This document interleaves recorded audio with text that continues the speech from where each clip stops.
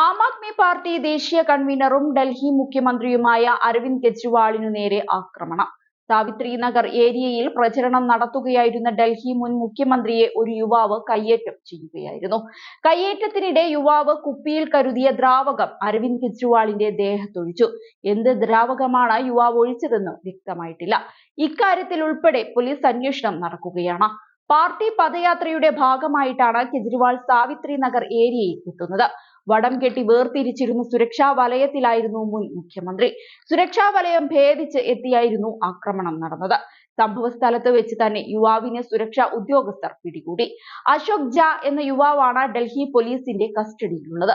ഇദ്ദേഹത്തെ വിശദമായി ചോദ്യം ചെയ്തു വരികയാണ്. അശോക് ഝാ BJP പ്രവർത്തകനാണെന്ന ആരോപണവുമായി ഡൽഹി മുഖ്യമന്ത്രി അതിഷി ഉൾപ്പെടെയുള്ളവർ രംഗത്ത് വന്നു.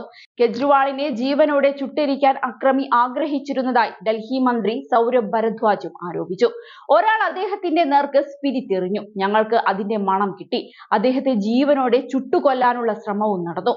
ഒരു കൈയിൽ സ്പിരിറ്റും മറു കൈയിൽ തീപ്പെട്ടിയുമായാണ് അയാൾ വന്നത്. അദ്ദേഹം എറിഞ്ഞ സ്പിരിറ്റ് എന്റെയും കെജ്രിവാളിന്റെയും ദേഹത്ത് വീണു. എന്നാൽ തീ കൊളുത്താൻ അദ്ദേഹത്തിന് കഴിഞ്ഞില്ല എന്ന് AAP നേതാവ് അവകാശപ്പെട്ടു. അതേസമയം AAPയുടെ ആരോപണങ്ങൾ BJP നേതൃത്വം തള്ളി. ഇത് എല്ലാം AAPയുടെ നാടകമാണെന്നാണ് അവർ അവകാശപ്പെട്ടത്. ഇത്തരം നാടകങ്ങൾ ഉണ്ടാകുമെന്ന് തുടക്കം മുതൽ ഞാൻ പറയാറുണ്ടായിരുന്നുവെന്ന് ഡൽഹി BJP അധ്യക്ഷൻ വീരേന്ദ്ര സച്ദേവ പറഞ്ഞു. പുറത്തുവരുന്ന വിവരമനുസരിച്ച് അത് വെറും വെള്ളമായിരുന്നു. ആ വ്യക്തി അവരുടെ പ്രാദേശിക പ്രവർത്തകനാണ്. മാത്രമല്ല മദ്യലഹരിയിലാണ് ഇയാളെ പിടികൂടിയിരിക്കുന്നതെന്നും അദ്ദേഹം പറഞ്ഞിരുന്നു. ഇതൊരു രാഷ്ട്രീയ നാടകമാണ്. ഇപ്പോൾ ഒന്നും സാധിക്കാത്തതുകൊണ്ട് ഇത്തരം ക്ലീശേ നീക്കങ്ങൾ നടത്തുന്നു. ആര് പിടിക്കപ്പെട്ടാലും പോലീസ് നടപടിയെടുക്കണം. ഇയാൾ ആം ആദ്മി പാർട്ടിയുടെ പ്രവർത്തകനാണെന്ന് അന്വേഷണത്തിൽ വ്യക്തമാകുമെന്നും BJP നേതാവ് തുറന്നടിച്ചു.